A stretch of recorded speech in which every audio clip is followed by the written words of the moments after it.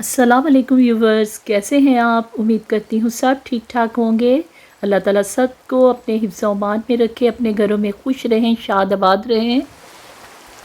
हमारे यहाँ कंटिन्यू 2 दिन से बारिश हो रही थी, बहुत ही तेज़, सारा दिन लगी रही है और सारी रात होती रही, एक टाइम भी स्टॉप नहीं हुई और कंटिन्यू ये बहुत तेज़ बारिश थी।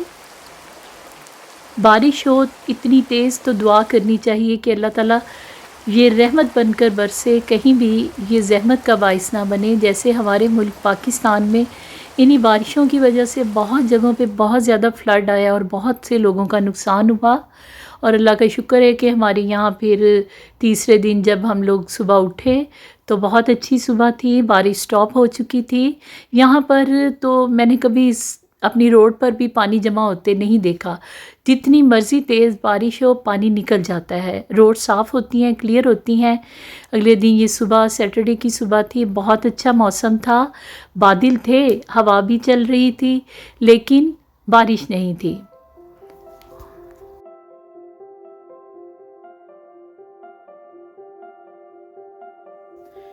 सैटरडे संडे को मेरी कोशिश होती है कि थोड़ा चेंज, थोड़ा सा मुख्तलिफ ब्रेकफास्ट हो। तो आज भी मैंने सोचा कि घर में होममेड ब्रोचन बनाती हूँ। वैसे तो बाहर से बहुत अच्छे मिल जाते हैं हर किस्म के, लेकिन आज मैंने सोचा कि घर में बनाऊँ। मैंने इसकी डो रात को ही बना के रख दी थी और अलग किसी वीडियो में इसकी डो का मैं जो भी रेसिपी है वो शेयर करूँगी, पहले भी मैं कर चुकी हूँ। तो ये मैंने सुबह उठ के फिर इसके ब्रोचन बनाए। इसके ऊपर आप तिल लगा लें या फिर खशखाश भी लगती है ब्लैक कलर की, वो भी लगा सकते हैं आप।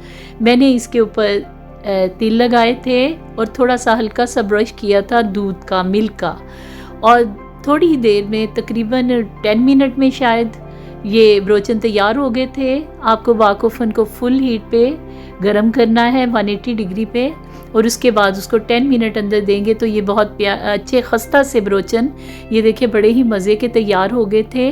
मैंने इसमें बटर का भी यूज़ किया था इसकी डो में और इसलिए ये बड़े खस्ता बने थे।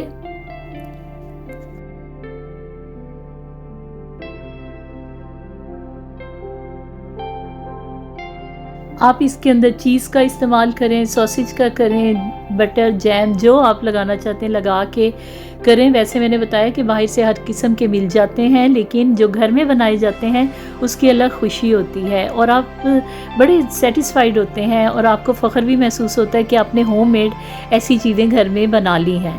और मैं अल्हम्दुलिल्लाह घर में हर किस्म की चीज़ ट्राई करती हूँ और अल्लाह का शुक्र है बहुत ही मज़े की, बहुत ही टेस्टी बनती है। उसके बाद रूटीन के कामों से फारिग होकर मैंने देखा विंडो से, ये नेक्स्ट डे का मेरा शॉट है। नेक्स्ट डे मेरे घर संडे को मेहमानों ने आना था शाम को और ज़ाहिर है सुबह को ही अपनी रूटीन के वर्क से फारिग होने के बाद उनकी तैयारी शुरू कर देती हूँ। विंडो में से मैंने देखा तो बहुत ही तेज़ हवा चल रही थी और ऐसे लग रहा था कि जैसे फिर आज बारिश आएगी और वाकई वक्फे वक्फे से थोड़ी थोड़ी बारिश आती रही।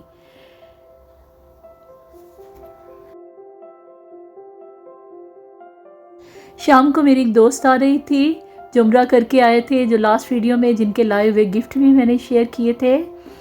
वैसे तो हम दोस्त आपस में बहुत अच्छी हैं। जब हमारे बच्चे छोटे होते थे तो हम एक दूसरे के घरों में बहुत ज़्यादा आते जाते थे, लेकिन अब आके थोड़ा सा गैप हो जाता है क्योंकि बच्चे बड़े हो गए हैं, उनकी रूटीन्स भी अलग अलग हो गई हैं, इसलिए नाना करते भी हमें काफ़ी देर गुजर जाती है। लेकिन जैसे ही कोई दुख सुख होता है एक दूसरे के घरों में हम लोग ज़रूर जाते हैं और दुख सुख में शामिल होते हैं। तो मैंने सबसे पहले मेरा होता है जब भी कोई आता है तो मैं मीठा बना के रख लेती हूँ, क्योंकि मीठा को थोड़ा पहले से बना के आप फ्रिज में रख दें तो उसने ठंडा होना होता है। तो सबसे पहले मैं मीठा बनाती हूँ। मैंने दूध लेके उसमें बादाम और इधर मिलता है कोकोनट पाउडर मिलता है, उसको डाल के इलायची डाल के, सब्ज़ इलायची, उसको खूब अच्छी तरह से पकाया और पकाने के बाद उसके बाद मैंने उसके अंदर यहाँ से टर्किश मिठाई ये मिलती है जैसे गुलाब जामुन होती है वैसे होती है, इसको मैंने दूध के अंदर डाल के खूब अच्छी तरह से पकाया और फिर बाद में कंडेंस मिल्क डाला इसके अंदर और ये बहुत ही मज़े का ये डेज़र्ट बन गया था, स्वीट डिश बन गई थी, बहुत ही टेस्टी थी। मेरी भी कोशिश होती है कि हर बार कोई ना कोई अलग से को मीठा बनाएं। वैसे तो हमारा रवायती मीठे बहुत अच्छे होते हैं, लेकिन ये भी बहुत ही मज़े का बना था। बाद में मैंने बाउल में डाल के उसके ऊपर कटे हुए बादाम की ड्रेसिंग कर दी। उसके अलावा ज़्यादा अंदर नहीं डाला है तो सिर्फ पाउडर डाला है बादाम का, क्योंकि कई बच्चे खाते नहीं हैं, उनके मुंह में आता है। उसके बाद मैं अपने रूटीन के खाने में लग गई। जो भी बनाना था, मैंने बिरयानी बनाई थी और साथ में सालन और कबाब वगैरह सारा कुछ था, जो साथ साथ आप देखते जाएंगे। बिरयानी में वही मसाला डाला जो अक्सर ही मैं अपनी वीडियोस में शेयर करती रहती हूँ। इनकी रेसिपीज़, इसको बताने की ज़रूरत नहीं है, आप साथ साथ देखते जाइए। और जैसे मैं बात कर रही थी दोस्तों की, हम परदेश में जब आते हैं तो हमें बहुत ही सोच समझ के दोस्त बनाने पड़ते हैं। और मैंने भी अल्हम्दुलिल्लाह, मुझे भी जो दोस्तें मिली, मेरी फैमिलीज़ वाइज बहुत ही अच्छी थी। और इतने सालों से जब से मैं रह रही हूँ उनके साथ मेरा बहुत अच्छे टर्म्स हैं हमारे, और हम बिल्कुल बहनों की तरह एक दूसरे के घरों में मिलते हैं।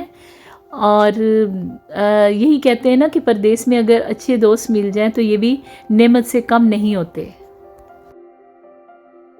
यहाँ परदेश में आपको बहुत से लोग मिलेंगे, हर किस्म के मिलेंगे। अपनी पाकिस्तानी कम्युनिटी, अपने दूसरे इंडियन बहन भाई या अफ़गानी या जो भी हैं, लेकिन आप उन्हीं लोगों के साथ अपने तल्लुकात बनाएंगे जो आपकी नेचर के साथ मैच करते हों और जिनके साथ आप अपने तल्लुकात निभा सकें अच्छे तरीके से। मेरी भी चंद दोस्त हैं जो कि अल्हम्दुलिल्लाह हम लोग शुरू दिन से जैसे थे, आज भी इतने सालों के बाद हम वैसे ही मिलते हैं। बिल्कुल परदेश में ऐसे लगता है कि हमारे बहन भाई वो ही हैं, हमारे दुख सुख में वैसे ही शामिल होते हैं जैसे हमें अपने मुल्क में अपने बहन भाई इकट्ठे हो जाते हैं।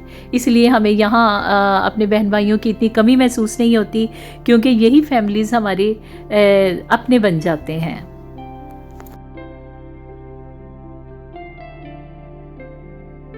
खानों में हमारे वही रवायती खाने थे जो कि मैं अल्हम्दुलिल्लाह घर में ही बनाती हूँ, और अकेले ही मुझे सारा काम करना होता है। यहाँ पे हेल्पिंग हैंड कोई नहीं है और ना ही कोई मेड होती है, इसलिए मैं सुकून से अपने सुबह उठती हूँ और नाश्ता वगैरह दे के अपनी फैमिली को, और उसके बाद में अपने कामों में लग जाती हूँ।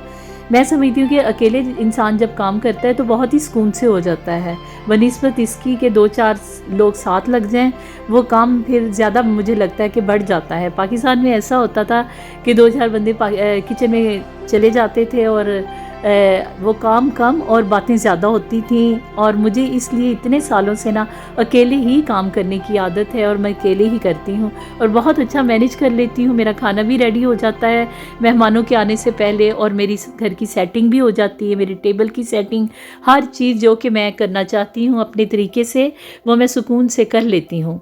इसमें थकावट बहुत ज़्यादा हो जाती है, कोई शक नहीं है, लेकिन बहुत अच्छे से हो जाता है मैनेज सब कुछ।